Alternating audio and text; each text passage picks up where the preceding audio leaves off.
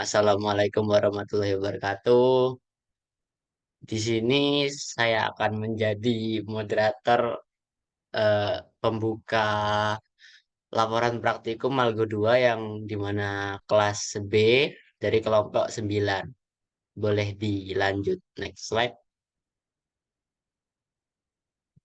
Anggota dari kelompok 9-nya ada 3, yaitu saya Muhammad Rian Devani yang NIM-nya 1071 dan ada Azizatur Rofikia NIM-nya 1078 dan Jamilatu Zahra NIM-nya NIM belakang 1088. Bisa di next lagi. Materi yang akan dijelaskan yaitu ada 2. Yang pertama adalah rekursif dan palindrom. Yang kedua ada brute force. Boleh next. Yang pertama yaitu rekursif dan palindrom. Penjelasan materinya secara singkat dahulu yaitu rekursif. Rekursif adalah sebuah konsep yang dimana kita memanggil function dalam function itu sendiri. Yang dimana ini akan membuat konsep yang berulang cukup mirip dengan looping, namun ada sedikit perbedaan yang dimana menggunakan rekursif akan jauh lebih mudah untuk diselesaikan daripada looping. Sebagai contohnya adalah faktorial, yang dimana rekursif terdiri dari recurrence, yang dimana ada kondisi akhir dasar, dan itu mencegah terjadinya infinite loop yang berbeda dengan looping yang di atas tadi. Dan ada juga base case atau perubahan nilai yang menuju base case yang sama dibahas seperti awal. Dan untuk yang palindrom adalah sebuah kata, frasa atau angka atau susunan lainnya yang dapat dibaca dengan sama dari depan ataupun ke belakang. Jadi dari depan ke belakang bisa, dari belakang ke depan juga bisa. Contohnya ada di bawah.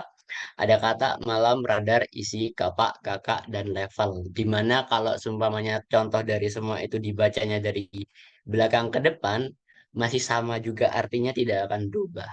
Boleh di next lagi.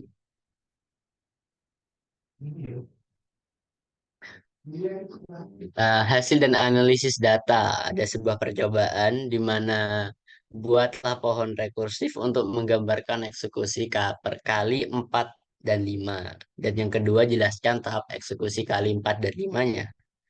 Bisa di next. Ini adalah contoh dari source code yang udah dibuat.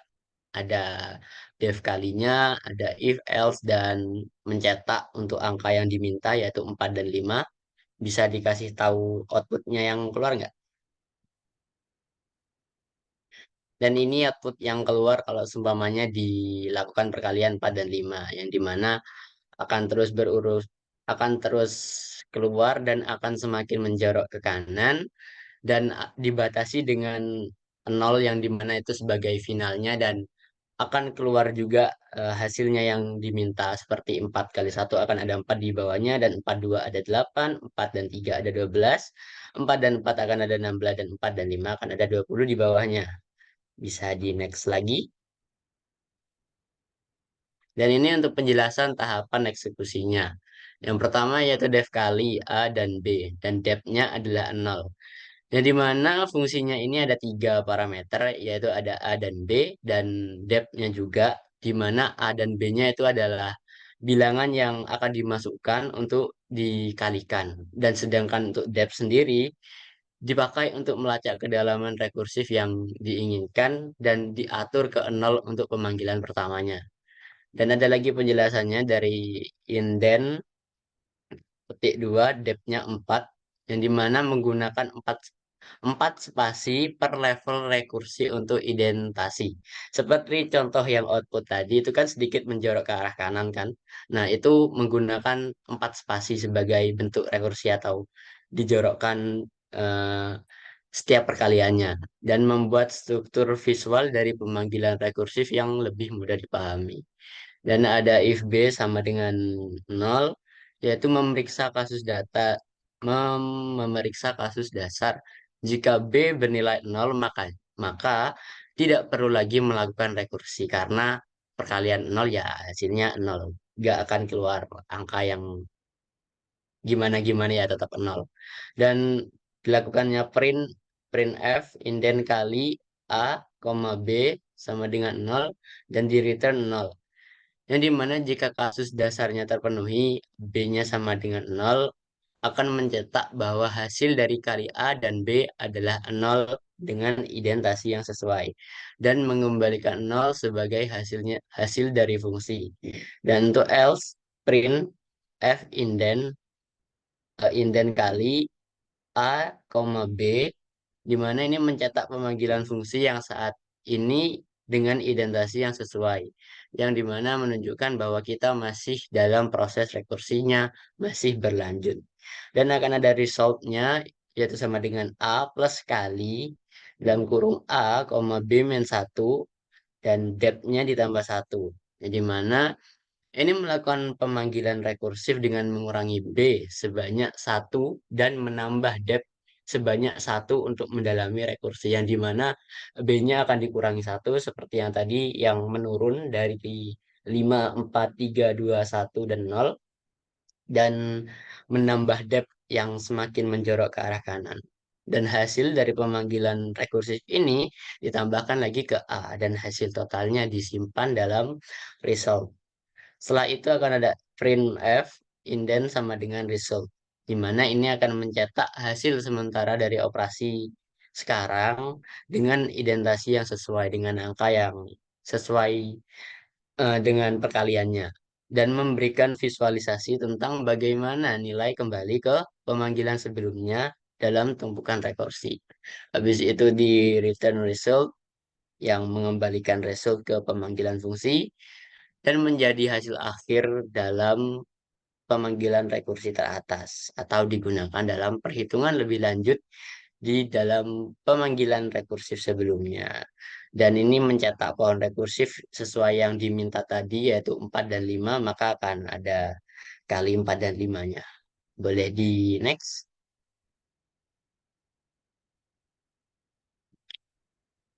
Dan yang kedua, yaitu ada percobaan kedua yang hasil dan analisis data disuruh untuk membuat pohon rekursif untuk menggambarkan Fibonacci 4 dan jelaskan juga tahapan eksekusi Fibonacci-nya. Bisa di next. Ada ini contoh source code yang udah dibuat, ada depth Fibonacci-nya, ada depth-nya juga sama seperti tadi 4 spasi per level. Terus ada print indent Fibonacci n yang diinginkan. Habis itu if n sama dengan 1 kurang dari satu maka kasus dasar Fibonacci-nya adalah nol dan maka sama dengan nol dan jika Fibonacci-nya itu satu maka akan sama dengan satu. Dan untuk print f indentnya jika lebih dari n akan kembali ke return n dan jika else maka penjelasannya untuk yang di atas di mana kasus rekursifnya adalah jika n maka n-nya akan di min 1 dan ditambah lagi dengan Fibonacci n untuk berikutnya akan dikurangi dengan 2. Dan di mana resultnya adalah Fibonacci n yang diinginkan akan dikurangi dengan 1 dan depth-nya juga akan eh, menjoroknya akan bertambah 1 dan Fibonacci yang kedua akan dikurangi dengan 2 dan depth-nya akan ditambah dengan 1 juga. Habis itu akan di print f petik 2 indent sama dengan result. Habis itu akan dikembalikan lagi return result. Yang dimana ini akan memulai pencetakan pohon rekursif untuk Fibonacci 4 yang diminta di contoh tadi. Dan ini adalah Fibonacci 4 yang diminta. Bisa di next lagi. Ini adalah contoh dari outputnya yang keluar jika yang diminta adalah Fibonacci 4 akan keluar seperti ini dan ini akan menjorok ke arah kanan, akan berjarak 4 spasi seperti yang diprogramkan di awal akan berjarak 4 4 dan 4 sampai di Fibonacci 1 dan yang satu akan menjadi satu dan yang nol akan menjadi nol. Dan jika satunya akan menjadi satu dan duanya akan juga akan menjadi dua dan untuk nol juga akan menjadi nol dan seterusnya juga akan sama seperti itu akan diperbarui jika yang datang adalah data yang tertinggi. Bisa di next lagi. Dan penjelasan untuk tahap eksekusi, yang dimana fungsi Fibonacci ini didefinisikan dengan dua parameter n, yang dimana bilangan yang ingin kita hitungkan dalam Fibonacci-nya dan depth yang diminta akan digunakan untuk meminta kedalaman rekursi dan secara otomatis akan meningkatkan identasi saat pemanggilan rekursifnya terjadi. Jika n kurang dari sama dengan satu, kita akan berada di kasus yang dasar dari Fibonacci dan akan dikembalikan lagi ke n yang diminta.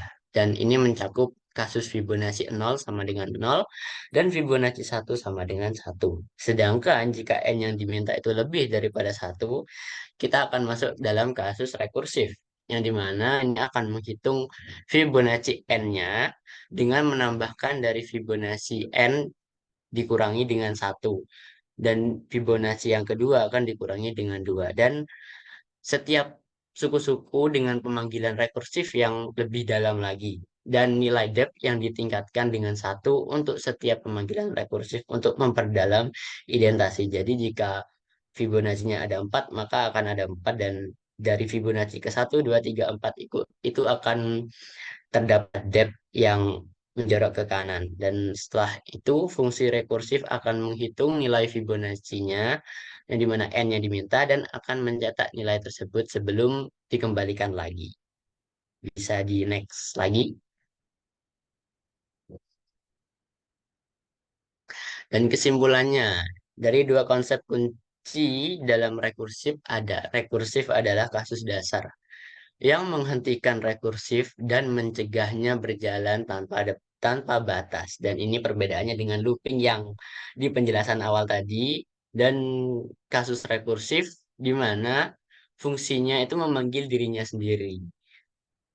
Meskipun elegan namun tidak efisien jika tidak digunakan dengan hati-hati atau tidak dengan teliti dengan berbagai macam hal yang ada di dalam eh, rekursif itu tadi.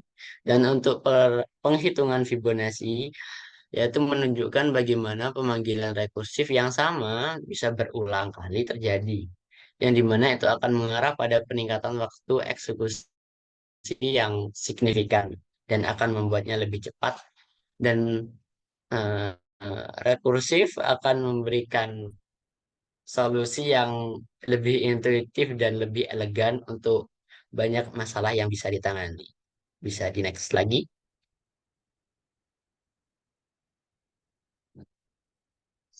Ada tugas mandiri yang dimana tugas pertamanya yaitu buatlah algoritma untuk mengecek apakah list yang berisi n pada bilangan merupakan palindrom. Yang dimana palindrom sendiri jika di materi awal yang saya kasih tahu secara singkat kan sama kan depan belakang belakang ke depan itu sama artinya tidak berubah.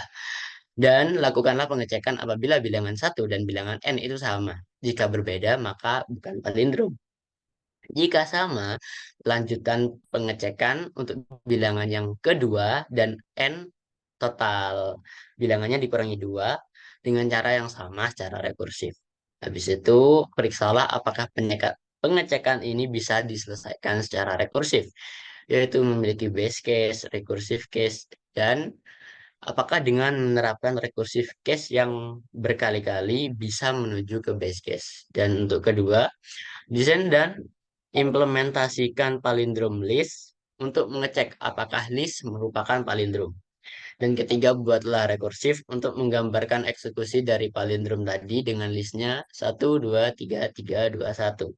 Dan jelaskan juga tahapan eksekusi dari palindrom listnya dengan list yang diminta sama seperti tadi 1, 2, 3, 3, 2, dan 1.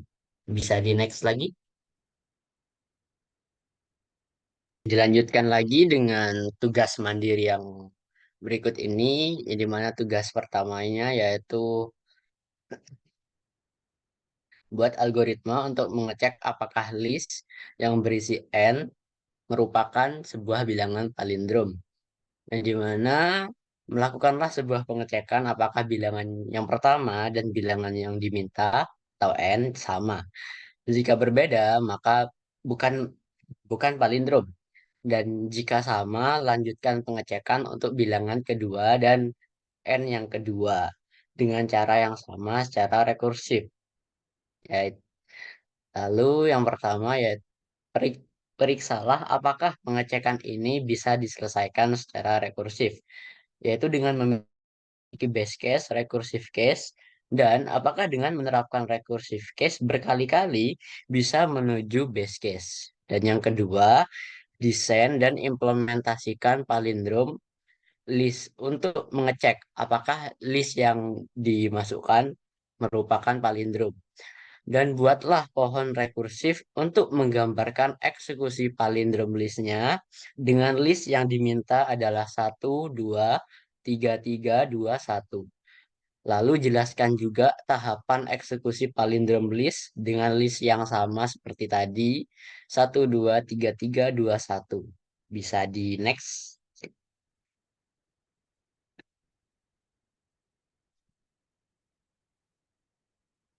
Dan ini adalah contoh code-nya, contoh codingannya dengan input yang diminta integer, listnya ada angka dan buat i in range yaitu list dan angkanya angka titik append integer dan input f bilangan ke 1 ditambah 1. Dan jika untuk fungsi palindromnya yaitu menggunakan def palindrom ada a, B, if b sama dengan list maka print titik 2 dan di print list dari bilangan tersebut merupakan palindrom dan selainnya else jika angka A sama dengan angka dikurangi B dan jika palindrom adalah A plus 1 dan B plus 1 dan jika selain dari itu di print list dari bilangan tersebut bukan palindrom dan palindromnya adalah yang diminta di sini adalah 0 dan 1. Bisa di next lagi buat slide-nya. Dan ini contoh dari yang diminta tadi, ada panjang listnya ada 6, ya di mana bilangan keduanya di sini adalah semuanya 2. Jadinya itu adalah merupakan palindrom karena palindrom jika dibaca dari depan ke belakang atau belakang ke depan maka akan tetap sama, tidak akan berubah. Yang dimana contohnya di sini adalah duanya sebanyak 6 kali. Jika dari awal ke belakang ya tetap seperti itu dan dari belakang ke depan juga akan tetap seperti itu.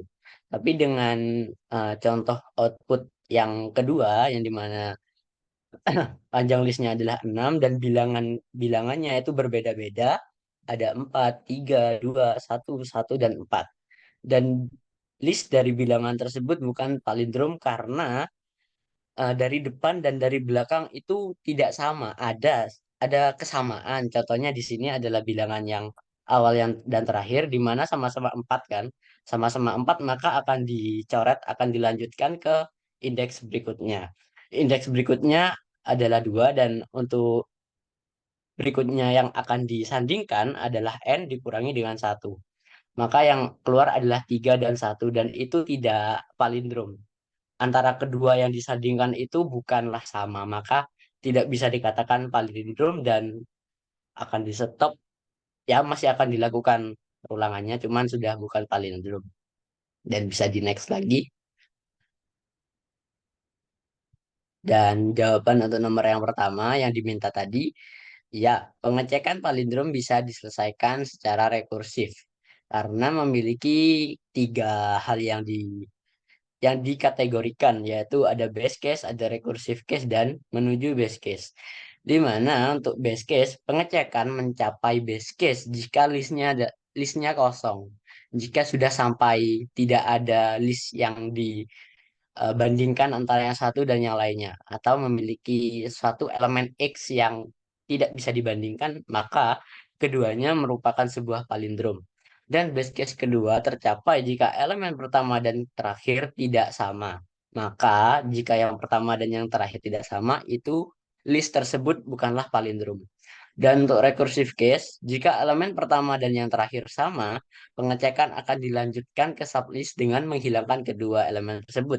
Ya, contohnya jika yang pertama dan yang terakhir sama, maka akan dilanjutkan lagi ke yang kedua dan yang ke n dikurangi satu tadi. Dan menuju base case, dengan setiap pemanggilan rekursif, ukuran list akan berkurang. Karena sama sama yang disandingkan itu tadi, maka listnya akan berkurang dan mendekatkan proses ke salah satu base case sampai tidak ada yang bisa dibandingkan lagi. Bisa di next. Dan ini adalah contoh dari pohon rekursif yang diminta. Tadi kan listnya yang diminta kan ada satu, dua, tiga, dua, dan satu. Nah, yang pertama itu sudah sama. Yang satu dan yang terakhir dengan list yang paling belakang itu sama-sama sama satu. Maka akan dilanjutkan lagi ke next perbandingan atau next yang akan dibandingkan untuk palindrom atau bukan. Yang di sini karena satunya udah dieksekusi, maka akan lanjut ke berikutnya, akan lanjut ke dua. Dan duanya di sini itu sama dengan yang paling belakang. Maka n-nya akan dikurangi dengan satu dan dua karena dua sama dengan dua, maka tetap tetap merupakan sebuah palindrom dan programnya akan dilanjutkan lagi. Maka akan sampai ke yang terakhir yaitu 3 dan 3 dan ya karena 3 dan 3 pasangannya sudah sama maka kalimat tersebut atau list tersebut merupakan sebuah palindrom. Bisa di next lagi. Dan jawaban untuk nomor satu poin keempat. Dan prosesnya ini dijabarkan seperti berikut, yang dimana pemanggilan pertamanya kan listnya kan diminta satu, tiga, tiga, dua, dan satu. Karena pertama dan yang terakhir sama, yaitu sama-sama satu, maka akan dilanjutkan ke pemanggilan berikutnya dengan sublist dua, tiga, tiga, dua. Karena satunya udah diperiksa, maka tidak perlu untuk diperiksa lagi. Setelah itu pada pemanggilan yang kedua akan diperiksa lagi sublist yang tersisa yaitu 2, 3, 3, 2. Elemen pertama dan terakhir juga sama-sama 2. Maka lanjutkan lagi ke rekursif yang berikutnya lagi dengan sublist 3 dan 3. Dan setelah itu akan dilanjutkan dengan sublist yang tersisa yaitu 3 dan 3 karena hanya tersisa dua elemen yang seperti itu sama dan ini membawa ke dalam pemanggilan rekursif yang dimana sublistnya kosong. Tidak ada lagi yang bisa diperiksa karena merupakan sebuah palindrom. Dan pada pemanggilan yang keempat diperiksa lagi sublistnya yaitu kosong, nggak ada yang bisa diperiksa karena base case yang menunjukkan list awal adalah palindrom. Karena semuanya pemanggilan rekursif sampai ke base case tidak menemukan pasangan elemen yang tidak sama, maka akan dikategorikan dalam palindrom dan dengan demikian telah menunjukkan bahwa pohon rekursif dengan list satu 2 3 3 2 1 adalah palindrom yang memvalidasi pendekatan pendekatan rekursif. Bisa di next lagi. Tugas mandiri yang kedua yaitu buat algoritma untuk mencari bilangan terbesar. Terbesar itu kayaknya tuh. Dari sebuah list bilangan. Dengan tunjuk lakukan perbandingan bilangan terbesar listnya dengan satu dan n satu dengan list n untuk mendapatkan bilangan terbesar dari list satu n satu. Lakukan dengan cara yang sama secara rekursif. Yang pertama yaitu periksalah apakah pencarian ini bisa diselesaikan secara rekursif yang memiliki base case, recursive case, dan bisa menerapkan recursive case berkali-kali sampai base case. Dan yang kedua, desain dan implementasikan cari terbesar listnya dengan bilangan terbesar list. Dan yang ketiga, buatlah pohon rekursif untuk menggambarkan eksekusi dengan cari terbesar listnya yang diminta adalah satu 2 3 4 5 dan satu. Lalu jelaskan juga tahapannya dengan list yang sama satu 2 3 4 5 1. Bisa di next. Ini adalah kode yang dibuat, yang sudah contoh kodenya, yang dimana kita awal-awal akan meminta panjang list dari pengguna, dimana kita akan n sama dengan integer menginputkan panjang listnya. Setelah itu akan menginisialisasi list kosong untuk menyimpan data. datanya dikosongkan aja, cuma dikasih kurung kotak itu. Setelah itu akan meminta inputan data dari pengguna. For i in range n, titik dua, data append integer input dan disuruh untuk memasukkan bilangan ke i-nya ditambah dengan satu. Dan fungsi untuk mencari bilangan terbesar dalam list secara rekursif yaitu menggunakan fungsi def cari terbesar data dengan indeks 0, habis itu max terkini sama dengan non. Dan inisiasi max terkini pada panggilan pertama yaitu jika if max terkini is none dan di bawahnya lagi adalah max terkini sama dengan data 0. Dan untuk base case, jika indeks mencapai panjang list yang dimana sampai akhir, maka kembalikan max terkini. If indeks sama dengan length data adalah panjang data yang sudah diminta dan di print F adalah bilangan terbesar ialah max terkini yang sudah ditemukan tadi dan akan di return max terkini dan jika tidak ada atau selain itu else akan memperbarui max terkini jika elemen saat ini lebih besar dari yang sudah ditemukan menggunakan if data kurung kotak indeks lebih dari max terkini. Maka max terkini sekarang adalah data dari indeks yang sudah diperiksa tadi dan akan melakukan pemanggilan rekursif dengan indeks berikutnya yaitu menggunakan return cari terbesar dalam kurung data, indeks plus satu dan max terkini. Setelah itu akan memanggil fungsi dan mencetak hasil yang keluar, yaitu adalah cari terbesar dan data yang akan keluar. Bisa di next lagi. Contohnya adalah ini. Dari yang list diminta tadi kan ada 1, 2, 3, 4, 5, 1. Nah, panjang panjang listnya kan 6. Jadi akan keluar listnya dari 1 sampai 6 yang dimana bilangan ke satunya 1, duanya ke bilangan dua dua, tiganya 3, empatnya 4, limanya dan 5, dan untuk bilangan keenamnya adalah 1. Maka bilangan terbesar yang ada adalah 5. Maka dari programnya akan keluar angka 5. Dan setelah itu untuk bisa next lagi. Dan untuk jawabannya nomor satu adalah ya. Source code yang diperbaiki tersebut dapat diselesaikan secara rekursif dan memenuhi semua kriteria yang diperlukan untuk solusi rekursif yang efektif.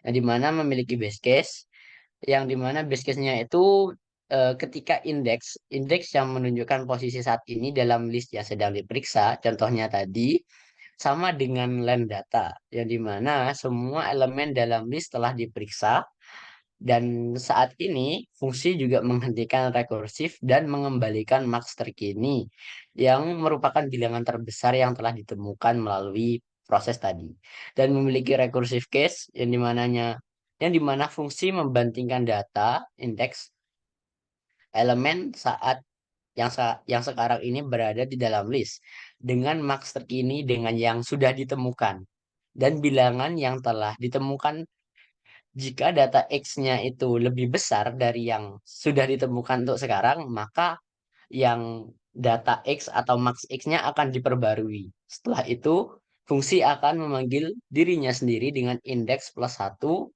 untuk melanjutkan pencarian pada elemen selanjutnya dalam list. Misal bakal menemukan max eh, data indeks terbaru yang lebih besar dari max ini. Bisa di next lagi. Setelah itu menuju base case dengan menerapkan recursive case berkali-kali. Yaitu dengan setiap pemanggilan rekursif, nilai indeks ditingkatkan sebesar satu, yang secara bertahap akan mengurangi jumlah elemen yang belum diperiksa, dan mendekatkan proses ke dalam base case. Yang dimana ini akan memastikan bahwa menerapkan kasus rekursif berkali-kali, algoritma secara efektif dan sistematis menuju ke base case yang dimana kondisi untuk menghentikan rekursi akan terpenuhi. Bisa next. Dan ini adalah pohon rekursifnya. Tadi kan yang diminta datanya kan ada 1, 2, 3, 4, 5. Dan indeksnya yang pertama adalah 0. Dan max terkininya adalah kosong. Tidak ada. Setelah itu akan dilanjutkan dengan indeks ke 1 akan mendapatkan angka 1, 2 akan mendapatkan angka 2, dan 3 akan 3, 4 akan 4, dan 5 akan 5. Dan sedangkan untuk indeks ke 6 adalah angkanya 1.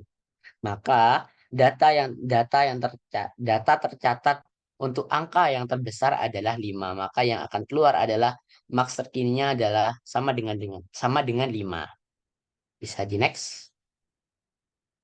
Dan jawaban untuk nomor 2 poin keempat ini adalah penjelasan langkah-langkahnya.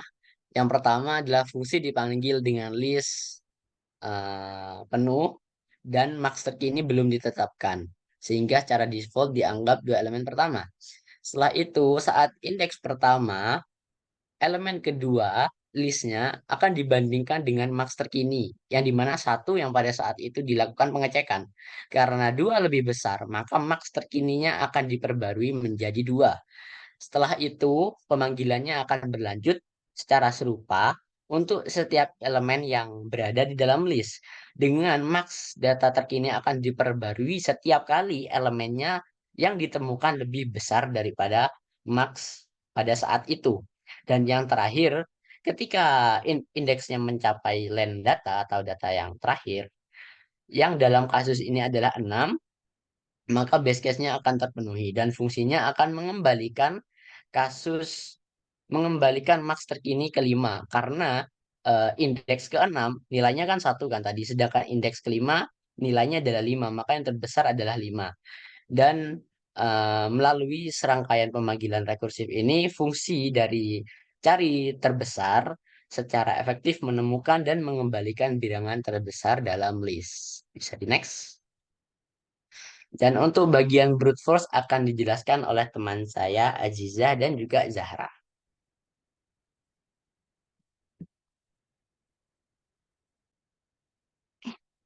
Jadi materi yang selanjutnya akan dibahas yaitu brute force. Lanjut. Ya. Algoritma brute force sendiri merupakan salah satu metode penyelesaian masalah yang sederhana namun efektif. Metode ini mengandalkan kekuatan komputasi untuk menguji setiap kemungkinan solusi yang ada, sehingga dapat menemukan solusi terbaik untuk suatu masalah. Meskipun algoritma brute force ini seringkali memerlukan waktu yang lama untuk menyelesaikan suatu masalah yang kompleks. Namun, pendekatan ini dapat digunakan dalam berbagai bidang, seperti pemrograman, matematika, serta ilmu komputer. Pada dasarnya, algoritma brute force adalah pendekatan yang menguji setiap kemungkinan solusi secara berurutan dan sistematis, sehingga ditemukan solusi yang tepat. Pendekatan ini sering digunakan dalam permasalahan optimasi atau pencarian, di mana diperlukan solusi terbaik dari sekumpulan kemungkinan solusi yang ada. Selanjutnya, algoritma ini pada dasarnya memeriksa semua kemungkinan secara berurutan dan membandingkan solusi yang dihasilkan hingga ditemukan solusi terbaik. Metode brute force sering digunakan dalam berbagai bidang, seperti pemrograman, matematika, ilmu komputer, dan lain-lain, terutama pada masalah optimasi atau pencarian. Salah satu keunggulan algoritma brute force adalah kemudahan dalam implementasi serta pemahaman. Namun ada juga kelemahan utama dari metode ini, yaitu waktu yang dibutuhkan untuk menyelesaikan masalah, terutama jika jumlah kemungkinan solusi yang harus diuji sangat besar. Jadi untuk penyelesaian waktu yang digunakan dalam metode brute force, jika permasalahannya itu besar atau tidak kecil, dia membutuhkan waktu yang sangat lama. Slide selanjutnya. Jadi karakteristik yang bisa kita simpulkan dari algoritma strategi brute force yaitu 1. Didasarkan pada uraian masalah atau definisi. 2. Biasanya merupakan solusi instan. Maksudnya yang pertama kali terpikir oleh programmer. 3. Tidak memikirkan efisiensi program. Iterasi akan banyak pada kasus fungsi rekursi pohon, rekursinya akan memiliki banyak node. Namun demikian, strategi brute force ini tetap penting untuk dipelajari, Karena bila kita tidak menemukan solusi cerdas yang efisien, maka kita harus menggunakan strategi brute force. Jika dia memiliki kecepatan lebih dari brute force atau eksekusi iterasinya lebih sedikit dari brute force, maka algoritma tersebut disebut efisien.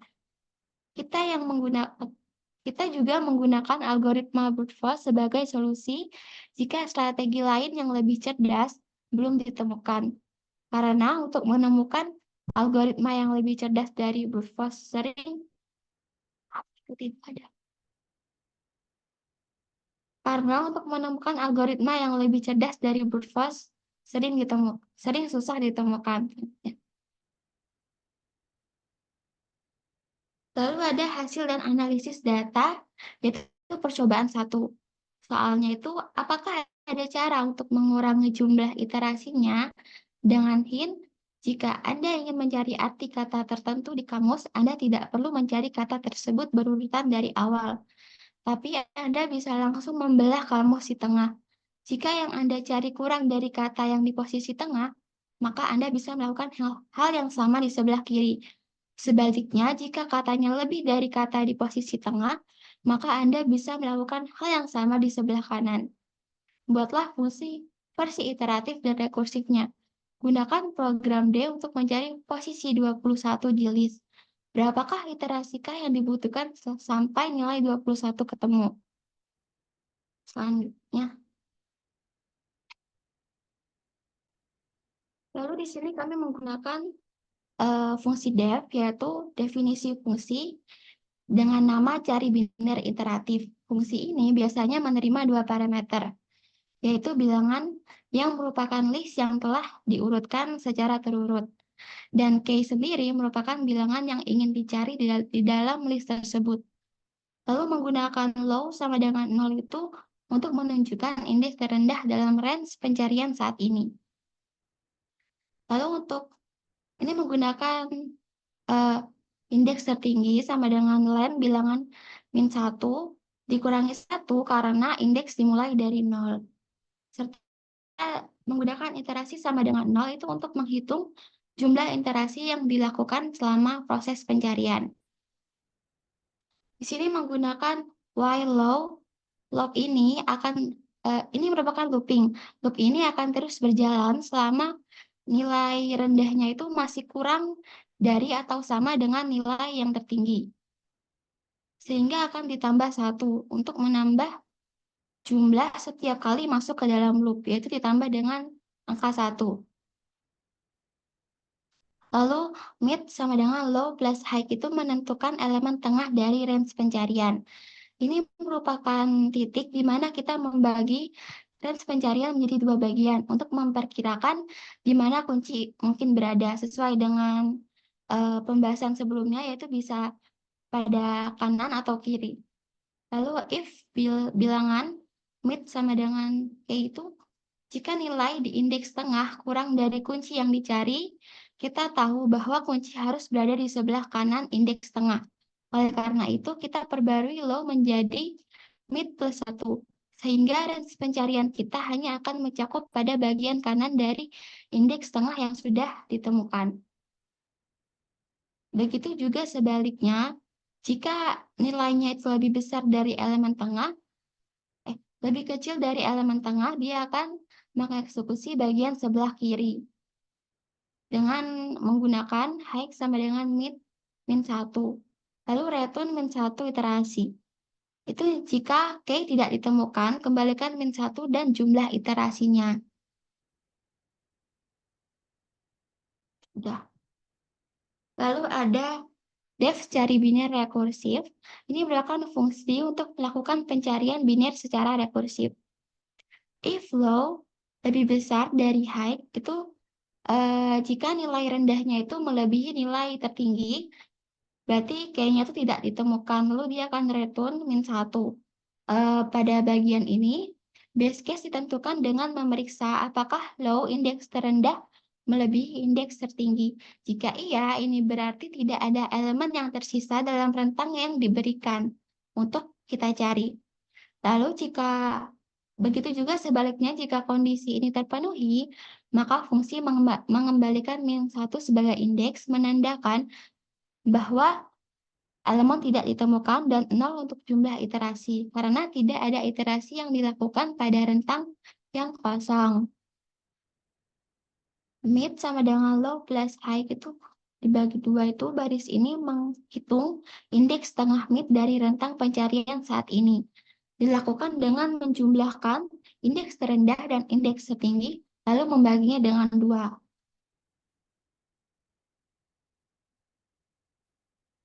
If bilangan mid sama dengan K, yaitu mid 1, itu pada bagian ini kita memeriksa apakah nilai di tengah sama dengan K yang sedang kita cari. Jika iya, itu berarti kita telah menemukan elemen yang dicari, dan kita mengembalikan indeks tengah sebagai hasil pencarian, serta 1 untuk jumlah iterasinya. Untuk elif ini, jika nilai tengahnya itu berkurang dari kuncinya, artinya kita harus mencari di bagian kanan dari mid. Oleh karena itu, kita melakukan panggilan rekursif ke fungsi cari biner rekursif dengan memperbarui parameter low menjadi mid plus 1.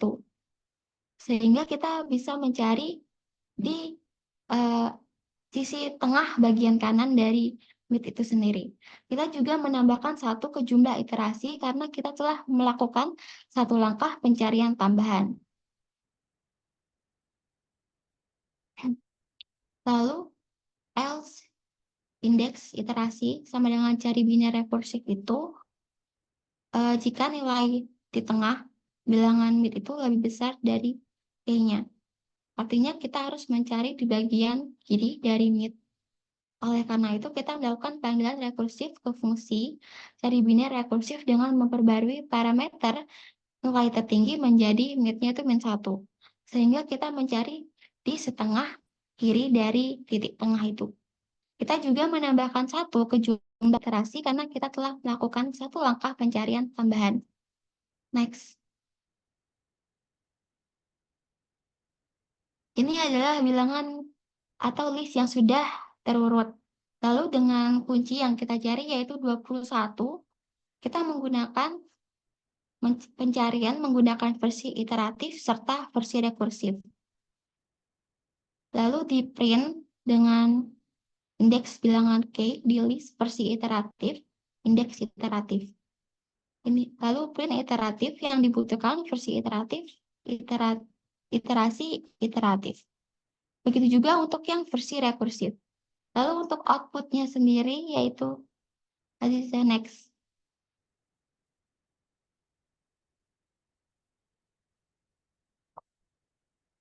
Nah, outputnya itu indeks bilangan 21 di loop versi iteratif itu ada di indeks keempat. Sedangkan di versi rekursif juga sama, karena listnya itu juga merupakan list yang sama, cuman hanya caranya saja yang berbeda, yaitu versi iteratif dan versi rekursifnya. Next.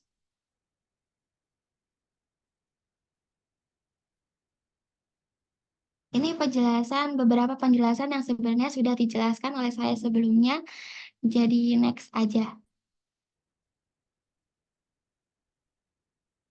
Lalu ada percobaan kedua.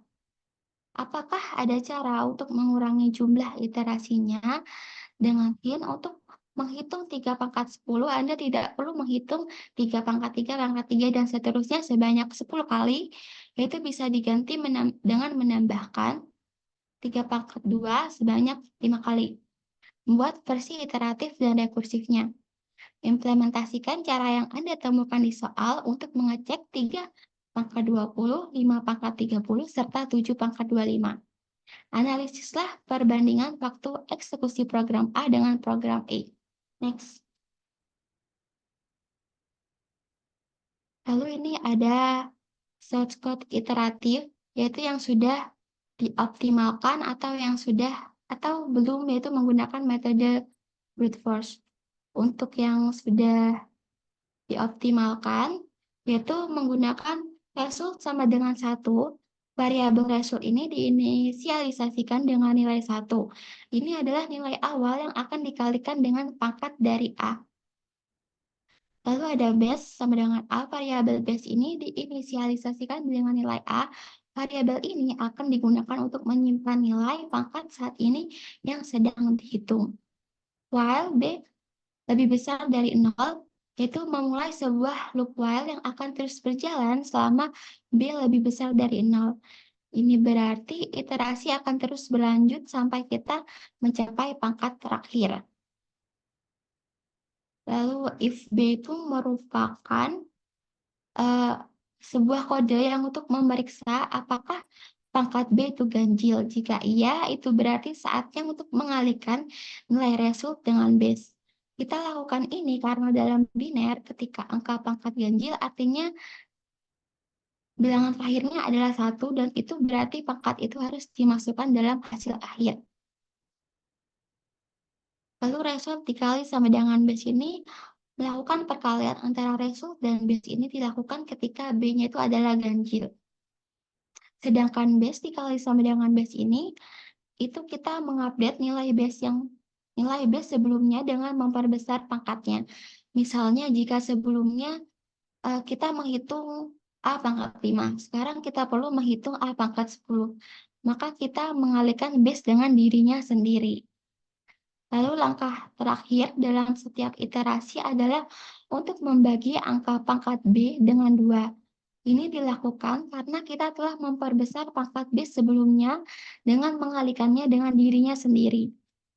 Sehingga pangkat berikutnya yang harus kita perhitungkan adalah setengah dari sebelumnya. Lalu return result, setelah ini kita selesaikan lakukan semua iterasi yang diperlukan. Kita mengembalikan nilai result sebagai hasil akhir dari perhitungan A pangkat B. Lalu ada kode iteratifnya versi brute force, yaitu sebenarnya hampir sama, cuman ini lebih singkat, yaitu result sama dengan 1 ini juga sama, itu menginisialisasikan nilai 1 yang merupakan nilai awal yang akan dikalikan dengan A sebanyak B kali. For in range B, ini adalah loop for yang akan dieksekusi sebagai B kali, di mana setiap kali kita akan mengalihkan resultnya dengan A. Result dikali sama dengan A itu pada setiap iterasi loop, nilai result akan dikalikan dengan A. Ini berarti pada setiap langkah kita memperbesar hasil sebesar A. Lalu return result setelah loop selesai dieksekusi, fungsi akan mengembalikan nilai result yang merupakan hasil dari operasi A pangkat B, di mana A telah dikalikan dengan dirinya sendiri sebanyak B kali. Lalu next. Untuk kode rekursif sendiri juga ada kode yang sudah dioptimalkan serta kode yang belum. Mana tadi dah? Oke. If B sama dengan 0 return 1 itu adalah jika pangkat B sama dengan 0, maka hasilnya adalah 1. Karena apapun yang dipangkatkan 0 akan menghasilkan 1. Untuk yang elif ini adalah panggilan rekursif untuk menghitung A pangkat B per 2, kita memperbarui nilai A menjadi A dikali A dan membagi B dengan 2, karena kita tahu B adalah genap. Lalu else return akan dijalankan jika B adalah ganjil. Lalu kita akan mengurangi 1 dari B sehingga menjadi genap. Kemudian melakukan operasi seperti pada kasus genap. Namun kita juga harus mengalihkan hasilnya dengan A karena satu pangkat A harus dimasukkan ke dalam hasil akhir. Dengan menggunakan teknik ini, kita secara efisien mengurangi jumlah perkalian yang diperlukan untuk menghitung A pangkat B dengan membagi masalah menjadi submasalah yang lebih kecil dan menghindari perhitungan yang redundan.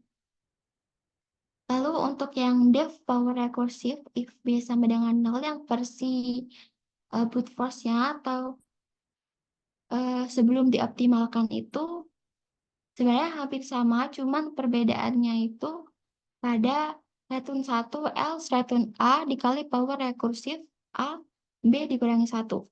Ini adalah panggilan rekursif untuk menghitung A pangkat 2 min 1. Kita mengurangi 1 dari B setiap kali untuk mendekati kasus dasarnya. Kita kemudian mengalihkan hasilnya dengan A. Kita harus mengalihkannya dengan A karena A itu merupakan hasil panggilan rekursif sebelumnya. Next, untuk outputnya, untuk outputnya yaitu 3 pangkat 20, 5 pangkat 30, dan 7 pangkat 25. Yaitu adalah angkanya. Lalu next.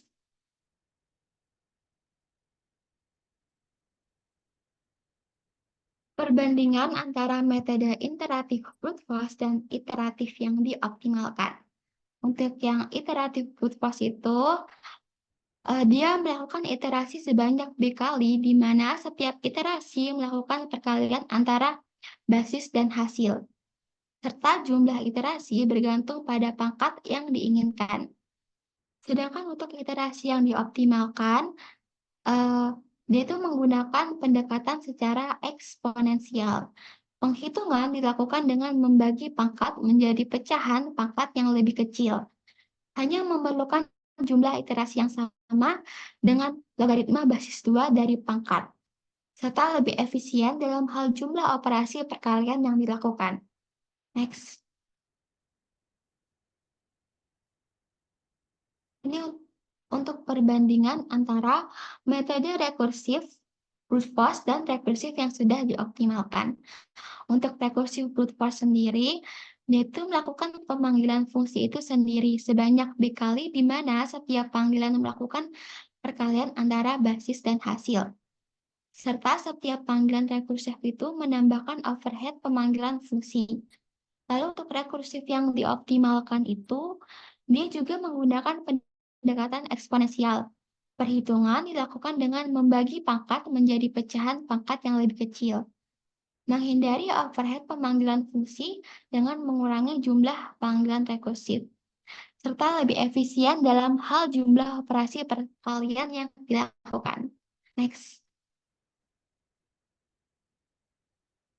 Jadi kesimpulan yang bisa kita ambil adalah strategi brute force sering melibatkan iterasi atau percobaan langsung melalui semua kemungkinan solusi untuk menemukan yang benar. Contohnya adalah pada pencarian bilangan dalam sebuah list dengan metode brute force. Penghitungan penerapan brute force dapat memerlukan waktu yang signifikan, tergantung pada kompleksitas masalah dan jumlah kemungkinan solusi yang harus diperiksa. Misalnya pada pencarian indeks bilangan dalam sebuah list, iterasi brute force dapat memerlukan waktu yang cukup lama, terutama jika list tersebut besar. Next. Strategi brute force mencoba semua kemungkinan solusi, bahkan jika tidak ada semua solusi yang dicoba benar. Hal ini dapat terlihat pada pencarian posisi sebuah bilangan dalam list terurut, di mana sebuah elemen list dijelajahi meskipun elemen tersebut mungkin tidak sama dengan kunci pencarian.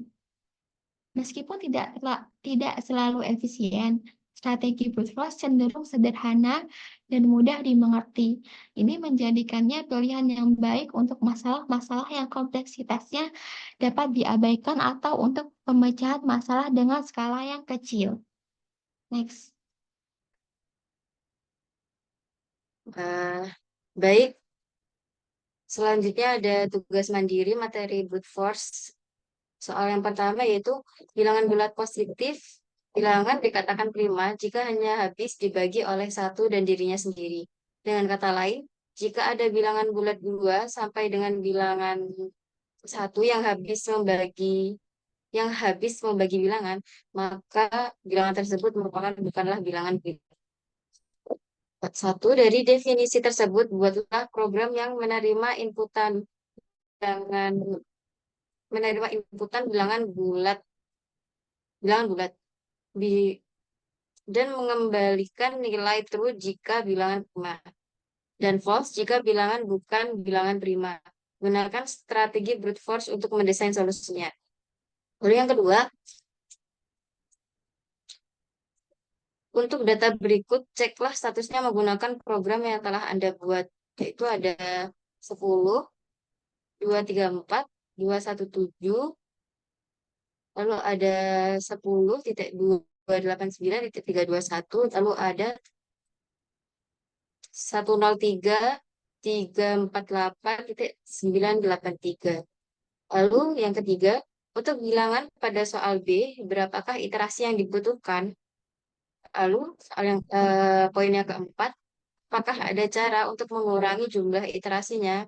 Dengan hint, Anda tidak perlu melakukan uji prima bilangan 1000, bilangan 1000 menggunakan semua bilangan dari 2 sampai dengan 959. Cukup 2 sampai 31 saja. Lalu poin yang kelima, implementasikan cara yang Anda temukan di soal poin keempat untuk mengecek 10.234.217 dan juga dan bilangan 50.289.321 dan juga bilangan 103,348.983. Lalu poin yang keenam, analisis perbandingan waktu eksekusi program 1 dengan program 5. Next. Di sini kami mendefinisikan function dengan nama cek prima yang menerima satu parameter bil atau bilangan. Fungsi ini bertujuan untuk menentukan apakah bilangan tersebut adalah bilangan prima atau tidak. Lalu ada if bil kurang dari sama dengan 1, lalu itu untuk mengecek apakah bilangan yang dimasukkan itu kurang dari sama dengan 1 atau tidak. Karena bilangan prima itu kan yang habis dibagi 2 dan habis dibagi bilangan itu sendiri. Lalu jika bilangan yang dimasukkan itu kurang dari sama dengan 1, maka akan bernilai false. Lalu ada for i in range 2. Bil itu untuk melakukan iterasi mulai dari 2 hingga bilangan in 1. Rentang ini dipilih karena bilangan prima tidak bisa dibagi habis oleh bilangan lain selain 1 dan bilangan itu sendiri. Lalu ada if bil i sama dengan 0 ini, pada setiap iterasi dilakukan pengecekan apakah bilangan bisa dibagi habis oleh i. Jika bilangan bisa dibagi habis oleh i, maka bilangan bukanlah bilangan prima. Nah, itu kan tadi bukanlah bilangan prima. Nah, itu akan return dengan nilai false, mengembalikan nilai false jika kondisi di atas terpenuhi. Dia menunjukkan bahwa bilangan bukanlah bilangan prima. Lalu return loop ini merupakan looping selesai tanpa mengembalikan false. Maka bilangan adalah bilangan prima dan fungsi mengembalikan nilai true. Nah, data yang diperiksa itu adalah 102.34217 dan juga ada data yang kedua 502.89321 dan juga data yang ketiga yaitu ada 103.348.983. Nah, for bilangan in data ini untuk pengecekan status prima dan iterasi. Di sini iterasi sama dengan 0. Lalu is prima sama dengan cek prima bilangan ini untuk manggil fungsi cek prima dengan bilangan sebagai argumen untuk mengecek keprimaan bilangan yang diinputkan tadi. Lalu akan ngeprint hasilnya tadi apakah prima atau tidak. Next. Nah, ini merupakan output yang akan muncul. Bilangan 102.34217 apakah prima? Nah, itu merupakan bukan bilangan prima, yang mana berarti eh, bernilai false. Begitupun dengan angka 502.89321 ini juga bukan merupakan bilangan prima.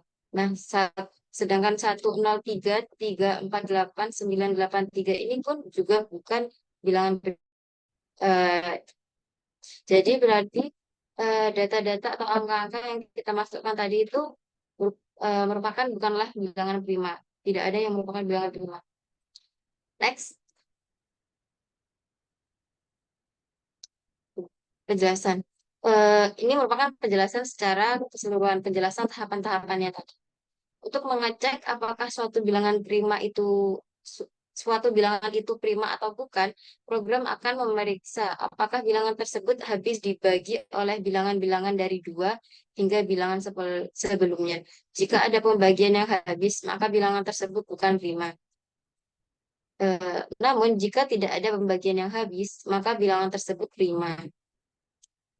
Namun, metode ini tidak efisien, terutama untuk bilangan-bilangan besar, karena harus memeriksa pembagian dengan semua bilangan sebelumnya. Oleh karena itu, jika kita mengurangi jumlah iterasi dengan hanya memeriksa pembagian dengan bilangan-bilangan dari dua hingga akar kuadrat dari bilangan tersebut, jika tidak ada pembagian yang habis sampai bilangan tersebut, maka bilangan tersebut merupakan bilangan prima. Next. Nah, ini merupakan source code untuk implementasi yang kedua. Nah, di sini kami mendefinisikan function def check prima optional yang menerima satu parameter bilangan. Fungsi ini bertujuan untuk menentukan apakah suatu bilangan adalah bilangan prima dengan cara yang lebih opsional dibandingkan dengan metode brute force biasa. Nah, terus ada if bil kurang dari sama dengan satu, return false. Ini menandakan bahwa bilangan tersebut bukanlah bilangan prima. Lalu akan lanjut for i in range 2 integer bilangan dikali 0,5 lalu di plus 1. Ini melakukan iterasi mulai dari 2 hingga akar kuadrat dari bilangan ditambah 1 lalu ditambah 1. Ini merupakan optimasi penting karena faktor apapun dari bilangan yang lebih besar dari akar kuadratnya akan memiliki pasangan yang lebih kecil dari akar kuadrat, sehingga cukup memeriksa sampai akar kuadratnya saja.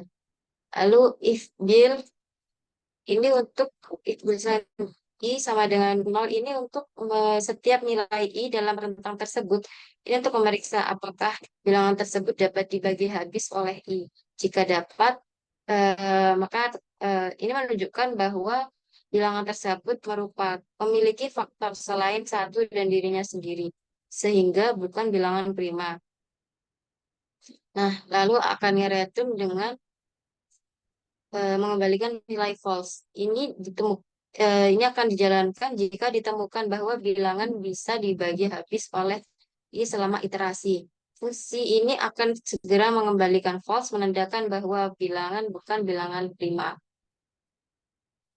Namun jika bilangan tersebut true atau merupakan bilangan prima, maka akan return true. Return true. Ini yang mana akan mengembalikan nilai true.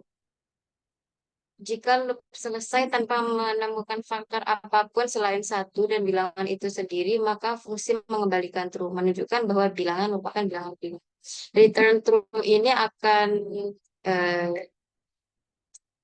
akan bekerja saat menunjukkan bahwa bilangan tersebut adalah bilangan prima. Nah, data yang diperiksa itu ada data yang pertama yaitu ada 102.34217, lalu ada data yang kedua ada 502.89321, dan juga ada data yang ketiga itu ada 103.348.983.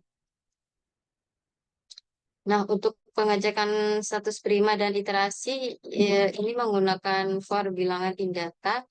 Is prima sama dengan cek prima opsional bilangan ini untuk memanggil fungsi cek prima opsional dengan bilangan sebagai argumen untuk mengecek apakah bilangan adalah bilangan prima atau tidak. Lalu hasilnya akan di print ini. Print bilangan prima is prima. Next. Nah, ini merupakan outputnya, yang mana bilangan dari data pertama 102342117 ini bukan prima, yang mana artinya bernilai false. Begitupun angka-angka atau data yang di bawahnya itu tidak ada yang bilangan prima yang mana bernilai false. Next. Nah, jadi perbandingannya yaitu kode kedua lebih efisien dalam hal kinerja karena menggunakan pendekatan yang lebih opsional untuk memeriksa apakah suatu bilangan adalah bilangan prima. Kode pertama akan melakukan iterasi dari 2 hingga bilangan itu sendiri untuk memeriksa faktor prima. Sedangkan kode kedua hanya akan melakukan iterasi sehingga akar kuadrat dari hingga Sedangkan kode kedua hanya akan melakukan iterasi hingga akar kuadrat dari bilangan tersebut. Lalu, kode kedua membutuhkan lebih sedikit iterasi daripada kode pertama karena hanya memeriksa faktor prima hingga akar kuadrat dari bilangan tersebut. Lalu, kode kedua lebih jelas karena memanfaatkan pendekatan matematika yang dikenal untuk mengoptimalkan pengecekan bilangan prima. Next.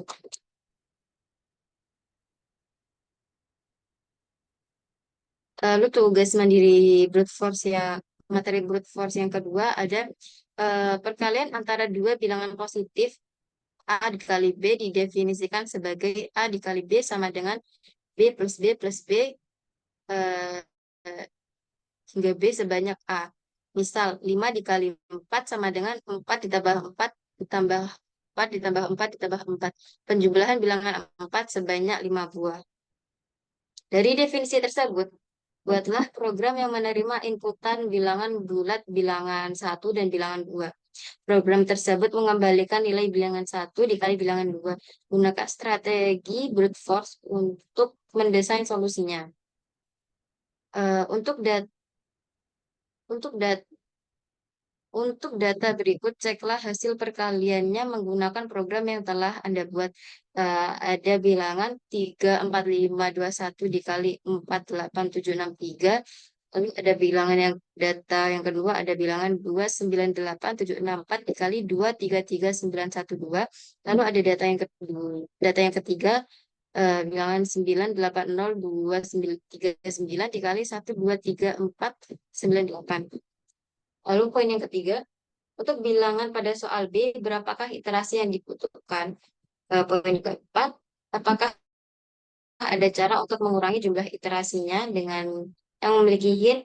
Untuk menghitung 8 dikali 7, Anda tidak perlu menghitung 7 plus 7 plus hingga eh, 8 kali, sebanyak 8 buah. Bisa digantikan dengan menambah 14 tambah 14 tambah sebanyak 4 buah. Sebanyak di bilangan 14 sebanyak 4 buah. Lalu poin yang kelima, implementasikan cara yang Anda temukan di soal D untuk mengecek bilangan berikut. Ada data yang pertama ada 34521 dikali 48763.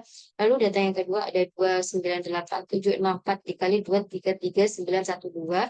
Lalu ada data yang ketiga ada bilangan 9800239 dikali 123498. Lalu poin yang keenam, analisislah perbandingan waktu eksekusi program 1 dengan program 5. Next.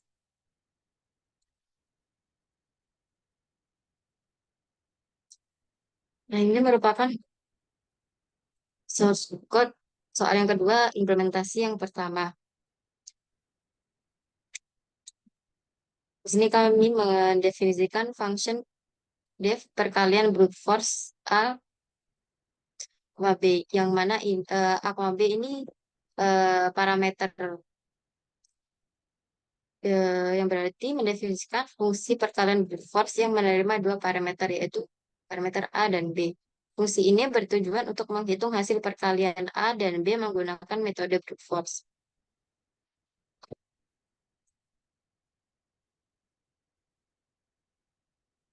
Lalu hasil sama dengan 0 ini untuk menginisialisasi variabel hasil dengan nilai 0. Variabel ini akan digunakan untuk menyimpan hasil akhir dari perkalian. Lalu ada for in range A, ini untuk melakukan iterasi sebanyak A kali.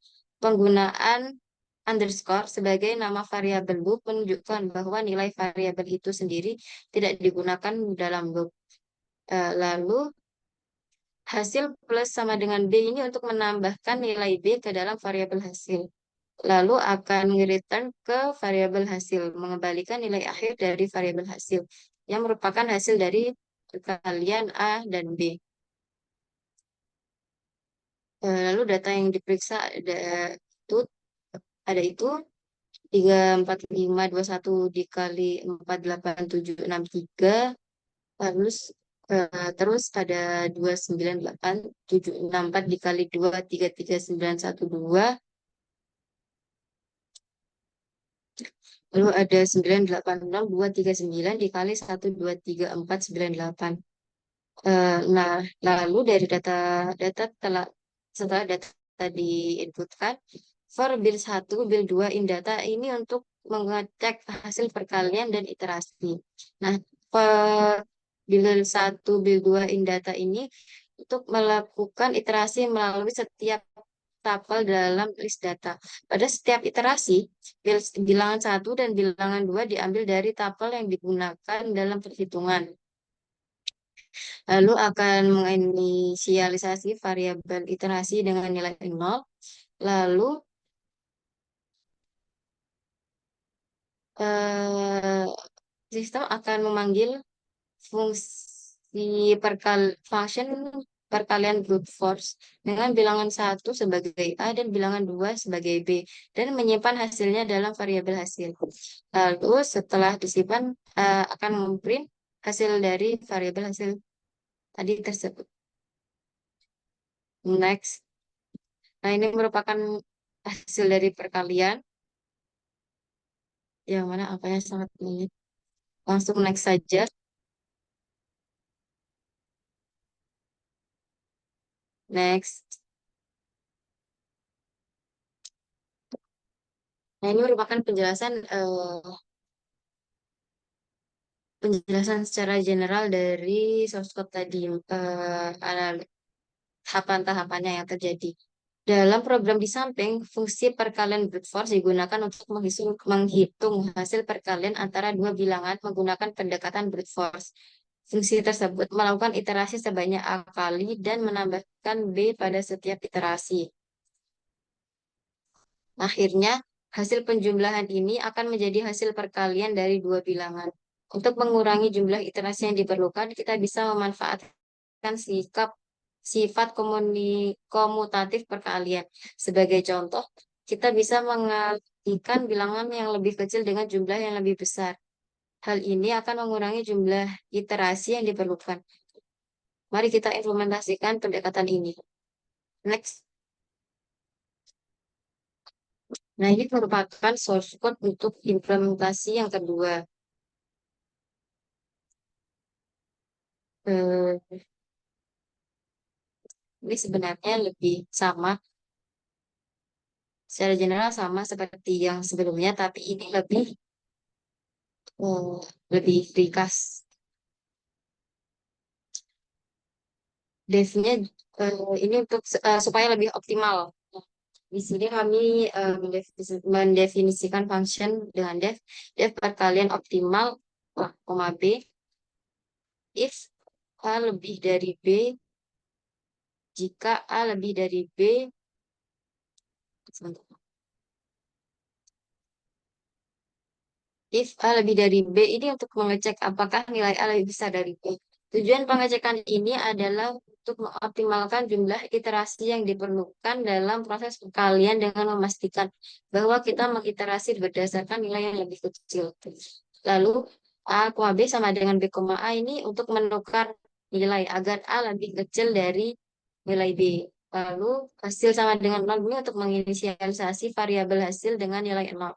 Variabel ini akan digunakan untuk menyimpan hasil akhir dari perkalian. Lalu for underscore in range A ini untuk melakukan iterasi sebanyak A kali. Lalu hasil plus sama dengan B ini untuk menambahkan nilai B ke dalam variabel hasil. Lalu akan return hasilnya akan mengembalikan nilai akhir dari variabel hasil yang merupakan hasil dari perkalian A dan B. Nah, data yang diperiksa ini tuh data sama dengan itu Nah, setelah datanya dimasukkan, for bill 1, bill 2 in data ini untuk mengecek hasil perkalian dan iterasi. Ini melakukan iterasi melalui setiap tuple dalam list data. Pada setiap iterasi bilangan 1 dan bilangan 2 diambil dari tuple yang digunakan dalam hitungan. Nah, iterasi sama dengan 0 ini untuk menginisialisasi variabel iterasi dengan nilai 0. Lalu, hasil sama dengan perkalian optimal dari bilangan 1, bilangan 2 ini untuk memanggil fungsi perkalian optimal dengan bilangan 1 sebagai A dan bilangan 2 sebagai B, dan menyimpan hasilnya dalam variabel hasil. Lalu setelah disimpan nanti ini print untuk print hasil, isi dari variabel hasil. Next, hasil perkalian ini.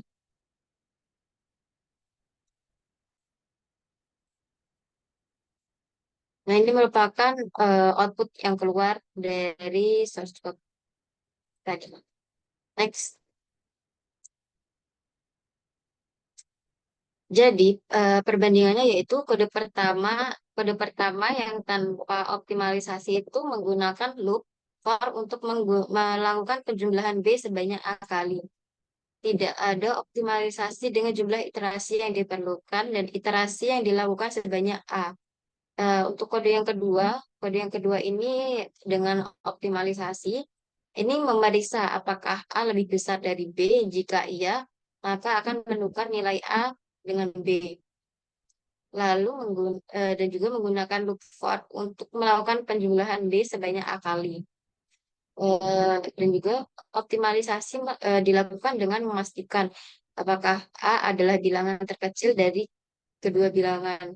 Jumlah iterasi yang diperlukan adalah A yang merupakan bilangan terkecil dari kedua bilangan.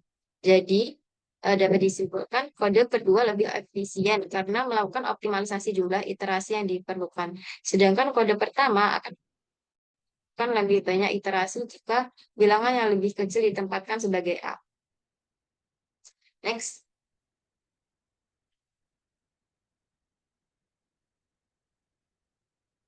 Lalu untuk tugas mandiri yang ketiga, string matching merupakan proses untuk mencari posisi pattern tertentu di sebuah string. Gambar 4 menunjukkan proses string matching dengan teks nobody underscore notice underscore him dan pattern not text.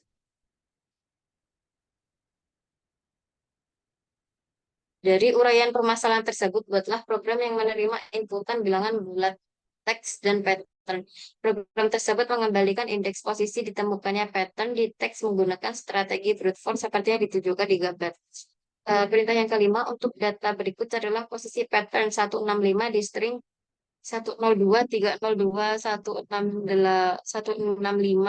651, 453, 888, 61.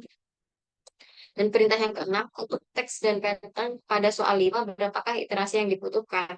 Jelaskan algoritma Boyer-Moore untuk string matching.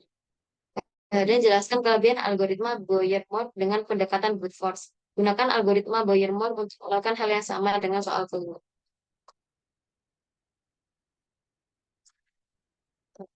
Nah, ini merupakan contoh codingannya.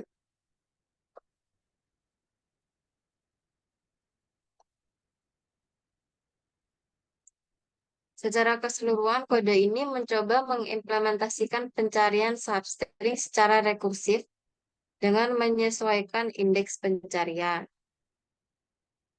Next.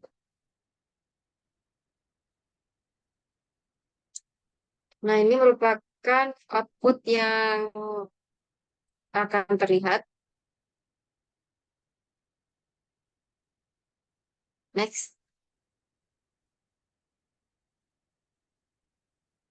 Jumlah iterasi yang dibutuhkan adalah 7, dikarenakan perulangan atau iterasi yang dilakukan, yaitu mencocokkan pola yang diinginkan dan disesuaikan dengan kalimat yang diinput. yang mana inputan awal adalah 10, 2, 3, 0, 2, 1, 6, 5, 6, 5, 1, 4, 5, 3, 8, 8, 8, 8, 6, 1. Dan pola yang diinginkan adalah 1, 6, 5.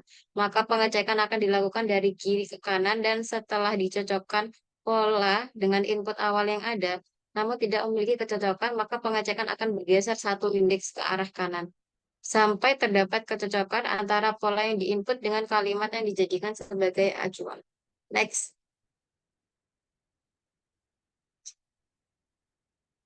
Algoritma Boyer-Moore adalah sebuah algoritma pencocokan string yang efisien digunakan untuk mencari kecocokan sebuah pola atau pattern. Dalam sebuah teks, algoritma ini dianggap sebagai salah satu algoritma yang paling efisien untuk string matching dalam kasus-kasus tertentu, terutama ketika pola yang dicari cukup panjang dan teksnya cukup besar. Terdapat beberapa proses seperti praproses pola atau pattern preprocessing, fungsi penyesuaian karakter atau bad character heuristic, fungsi penyesuaian pola atau good suffix heuristic, dan algoritma penyesuaian atau shifting algorithm. Next.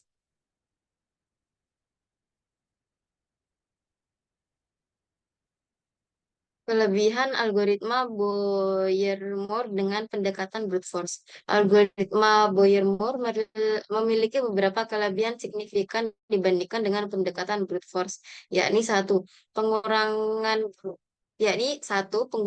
pengurangan perbandingan karakter.